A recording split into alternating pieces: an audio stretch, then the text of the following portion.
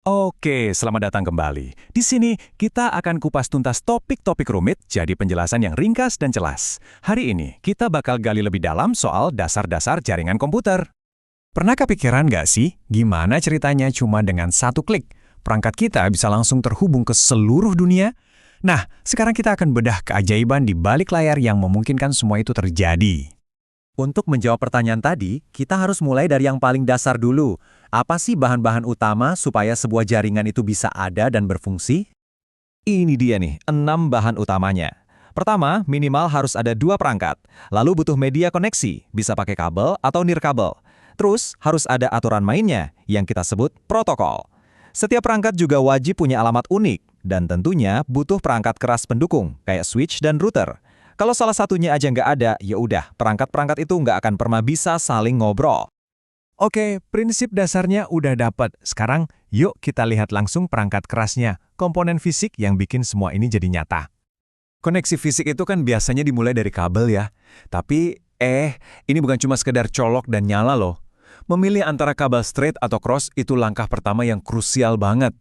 Salah pilih kabel, udah deh, perangkatnya cuma bakal diem-dieman, nggak akan bisa berkomunikasi satu sama lain. Coba deh, bayangin switch itu kayak pak pos di sebuah komplek perumahan. Tugasnya, ya mengarahkan paket data antar perangkat di jaringan yang sama.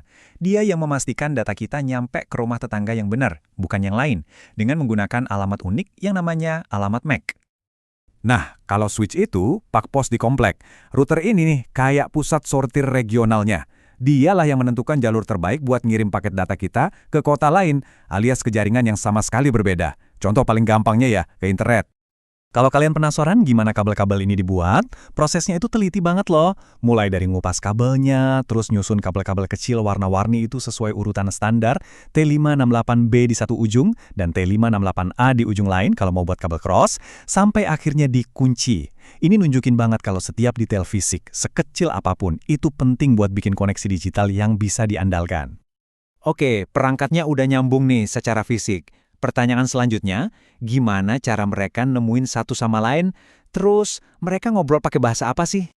Jadi gini, setiap perangkat di dalam jaringan, mulai dari laptop sampai ponsel kalian, itu butuh alamat unik. Namanya alamat IP. Anggap aja ini kayak alamat rumah di dunia digital. Tanpa alamat ini, paket data ya bakal bingung mau dikirim kemana atau bahkan dia datang dari mana. Buat kita, manusia, alamat IP itu kelihatannya ya kayak gini. Serangkaian 4 angka yang gampang dibaca. 10.28.16.29. Gampang kan nulisnya atau ngucapinnya? Tapi, ini cuma terjemahan buat kita aja.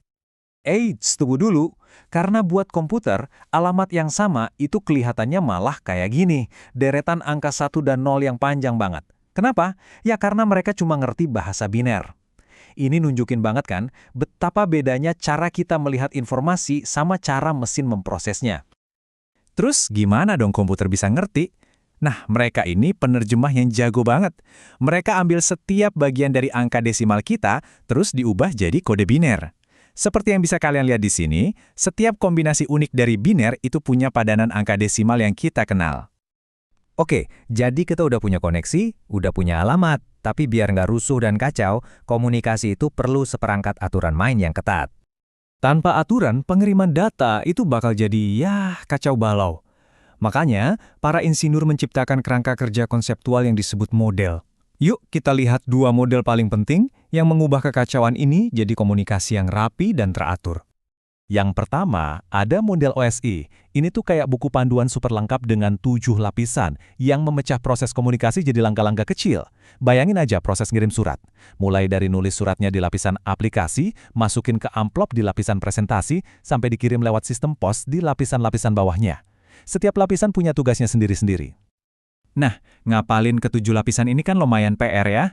Makanya ada jembatan keledai yang populer banget, PDNTSPA. Ini buat nginget urutannya dari bawah ke atas, physical, data link, network, transport, session, presentation, dan application. Berguna banget kan? Meskipun model OSI itu keren banget buat teori, dunia nyata itu berjalannya pakai versi yang lebih ringkas, model TCP/IP. Model ini merangkum 7 lapisan tadi jadi cuma 4. Inilah model praktis yang menjadi tulang punggung internet yang kita pakai setiap hari. Dan pastinya, model ini juga punya jembatan keledainya sendiri, NITA. Biar gampang ingat 4 lapisannya, Network, Interface, Internet, Transport, dan Application. Sebuah trik simple untuk model yang menggerakkan dunia digital kita. Nah, yang terakhir nih. Aturan mainnya udah ada, koneksinya udah siap, terus gimana caranya kita menambahkan lapisan keamanan paling dasar ke perangkat-perangkat yang mengatur jaringan ini? Poin krusialnya di sini cuma satu kata, enkripsi. Menggunakan enable secrets itu adalah praktek keamanan yang sederhana tapi sangat penting. Ini ibaratnya kita menyimpan barang di berangkas, bukan cuma di gembok biasa. Kalau MOTD, ini fungsinya kayak keset selamat datang digital atau papan peringatan bagi siapapun yang mengakses perangkat. Ini adalah baris pertahanan pertama kita, bahkan sebelum orangnya sempat login. Oke, kita sudah menjelajahi fondasinya, koneksinya, bahasanya, sampai aturan main yang bikin jaringan bisa berfungsi. Tapi, semua ini justru mengarah ke satu pertanyaan yang lebih besar lagi. Apa yang terjadi kalau aturan-aturan itu dilanggar? Nah, pertanyaan itu membuka seluruh dunia keamanan siber, sebuah topik yang pastinya sangat menarik untuk kita bahas di lain waktu. Terima kasih telah menyimak ulasan kali ini.